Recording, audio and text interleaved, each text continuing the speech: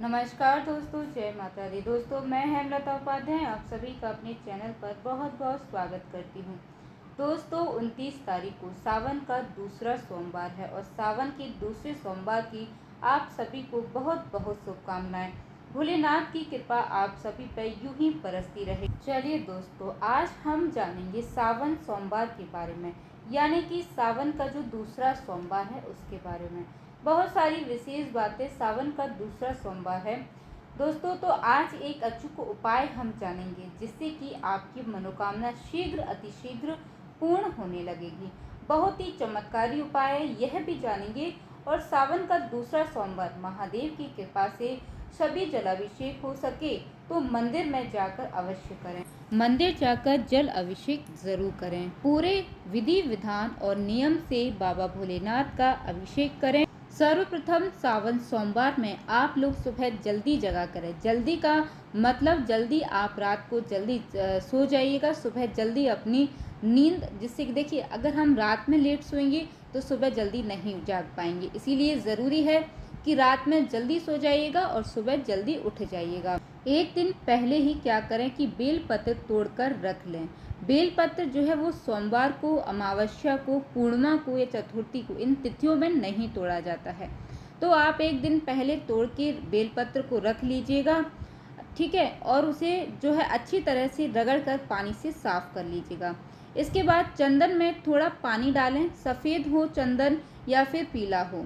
राम राम लिख लें। यदि संभव हो तो नहीं लिख पाते हैं तो केवल साफ करके बेलपत्र रख लें।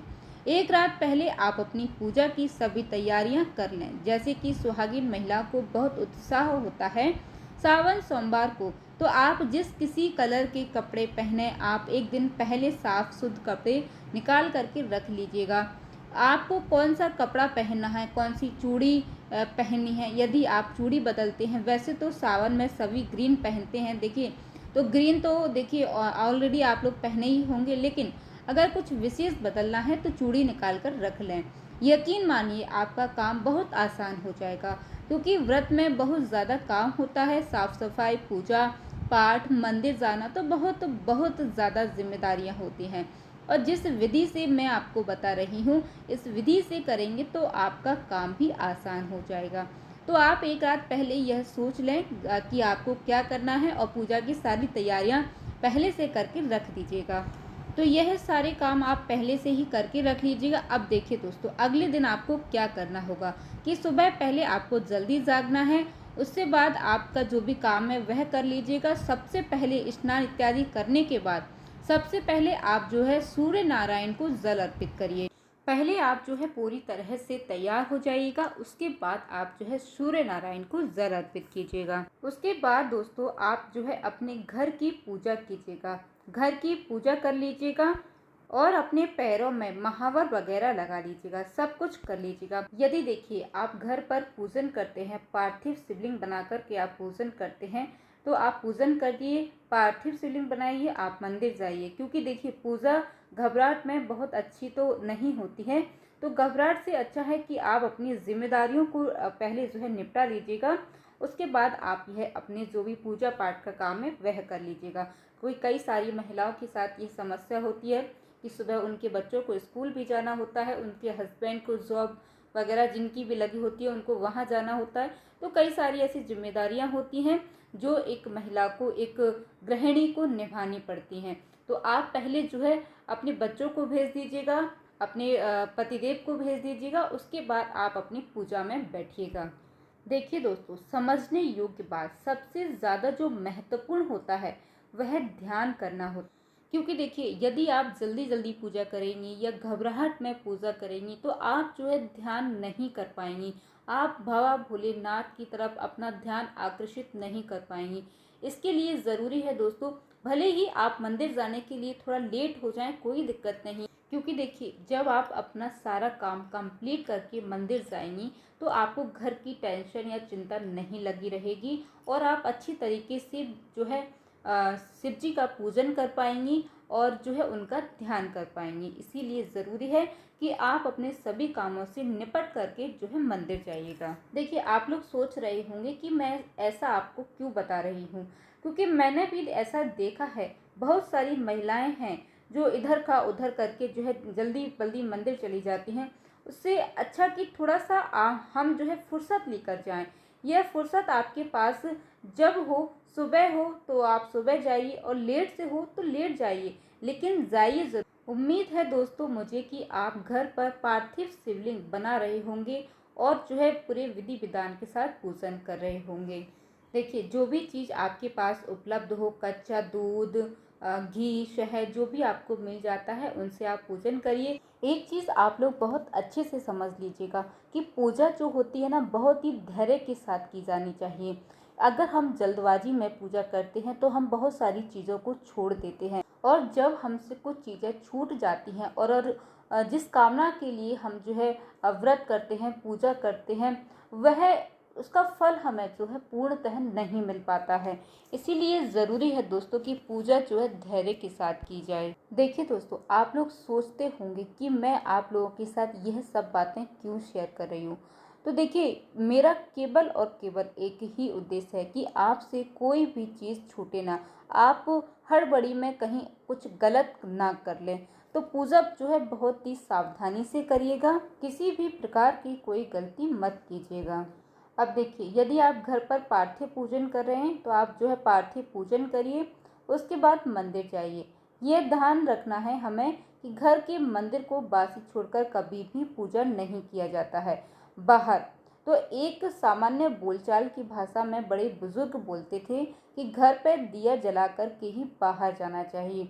यानी कि उनके कहने का मतलब यह होता है कि पहले घर बना रहेगा तो सारी ही चीज़ें बनी रहेंगी। तो इसीलिए यह कहावत कही जाती थी कि आप हो सके तो घर में भगवान को स्नान कराइए, भोग लगाइए, तुलसी जी का पूजन कर लीजिएगा, सूर्य नारायण की पूजा कर लीजिएगा। तो कुल मिलाकर के पहले आप जो है अपने घर की पूजा संपन्न कर लीजिएगा, उसके बाद ही आप जो है बाहर मंदिर जाइएगा। आज आप अपने पैरों में महावर जरूर लगा लीजिएगा। चलिए, अब हम बात करते हैं सावन के दूसरे सोमवार की। देखिए, आज मैं आपके साथ जो है पूजा का शुभ मुहूर्त भी शेयर करूंगी। तो देखिए, ब्रह्म मुहूर्त में अगर आप पूजा करना चाहते हैं तो आप जो है 4:11 से लेकर 5:55 तक पूजन कर सकते हैं। इसके बाद देखिए, अगला मुहूर्त जो है दोस्तों वह है 6 बजे से लेकर 7:30 बजे तक। तो इस बीच भी आप जो है पूजा कर सकते हैं। और यदि आप इस मुहूर्त में नहीं कर सकते हैं तो आप सुबह जो है 12 बजे से भी पूजन कर सकते हैं। मन में किसी भी तरह का संदेह मत लाइएगा, क्योंकि अभिजीत मुहूर्त है और भोलेनाथ को पूरे दिन पूजा जाता है। तो कोई दिक्कत नहीं है, किसी भी प्रकार की कोई दिक्कत नहीं है, आप इन मुहूर्त में पूजन कर सकते हैं। अब देखिए, रही बात राहु काल की। तो देखिए, हम पहली बार जो है शिव पूजा नहीं कर रहे हैं, अनेकों बार हम जो है शिव पूजा कर चुके हैं और अनेकों बार करते हैं। तो राहु काल का दोष यहाँ नहीं लगेगा, इस बात का विशेष ध्यान रखिएगा। क्योंकि देखिए, बहुत सारे लोगों के मन में यह बात आती है कि राहु काल में पूजा करें या ना करें। तो इसमें राहु काल का किसी भी प्रकार का कोई दोष नहीं लगेगा, आप जो है पूजा कर सकते हैं। चलिए, अब हम बात कर लेते हैं दोस्तों आज के विशेष उपाय और बहुत ही अचूक उपाय जो है मैं आप लोगों को बताने वाली हूँ। देखिए दोस्तों, एक सोमवार हमारा बीत चुका है, बाकी के बचे 4 सोमवार आप यह उपाय कर लीजिएगा। देखिए दोस्तों, करना क्या है कि 108 की संख्या में आपको बेलपत्र लेना है, और विश्वास मानिए दोस्तों, आप जिस किसी भी कामना से यह काम करेंगे आपकी वह कामना ज़रूर पूर्ण हो जाएगी, ये मेरा विश्वास कहता है। 108 बेलपत्र लीजिए और उस पर तीनों पत्तों पर राम राम लिखिए। सभी बेलपत्रों पर आप जो है राम नाम लिख कर के तैयार कर लीजिएगा, और हो सके तो दोस्तों बाहर शिवलिंग पर जाकर, यानी कि घर से बाहर मंदिर जाकर शिवलिंग पर आपको यह बेलपत्र समर्पित करना है। अगर आप बाहर नहीं जा सकते हैं किसी कारणवश तो आप पार्थिव शिवलिंग पर भी अर्पित करें, और ओम नमः शिवाय या फिर श्री शिवाय नमस्तुभ्यम या फिर महामृत्युंजय मंत्र को बोलते हुए आप इसको एक एक करके समर्पित करें। देखिए, अब आप लोग कहेंगे कि शिवलिंग पर बहुत ज़्यादा भीड़ होती है, बाहर जो शिवलिंग होती है, मंदिर होती है, वहाँ बहुत ज़्यादा भीड़ होती है। तो आप शाम को जाइए, शाम को इतनी ज़्यादा भीड़ नहीं होती है। शाम को आप 8 बजे जाएं, 9 बजे जाएं, 10 बजे जाएं, आप यह काम कर सकते हैं। देखिए, थोड़ा मेहनत आप करिए और सब्र रखिए, एक एक करके इन चीज़ों को चढ़ाइए। देखिए दोस्तों, बहुत तेज़ और बहुत शीघ्र मनोकामना पूरी होती है। देखिए, उसमें बात होती है, क्योंकि जब राम नाम लिखा हुआ बेलपत्र आप शिवलिंग से स्पर्श कराते हैं, तो राम का नाम ऐसा है जिनके ध्यान में महादेव हमेशा डूबे रहते हैं, और इनके नाम का स्पर्श होते ही कहा जाता है कि महादेव जागृत हो उठते हैं और अपने भक्त की मनोकामना पूरी कर देते हैं। तो बेहद ही अचूक उपाय है, आप इस उपाय को करना मत भूलिएगा। मुहूर्त भी मैंने आपको बताया है, तो आप जो है इस उपाय को ज़रूर कर लीजिएगा। और हाँ दोस्तों, वीडियो अगर अच्छी लग जाती है और जानकारी आपको पसंद आती है, वीडियो आपको अच्छी लग जाती है, तो प्लीज़ दोस्तों वीडियो को एक लाइक ज़रूर कीजिएगा। साथ ही हमारे साथ जुड़े रहने के लिए चैनल को सब्सक्राइब कर लीजिएगा। जय माता दी दोस्तों, धन्यवाद।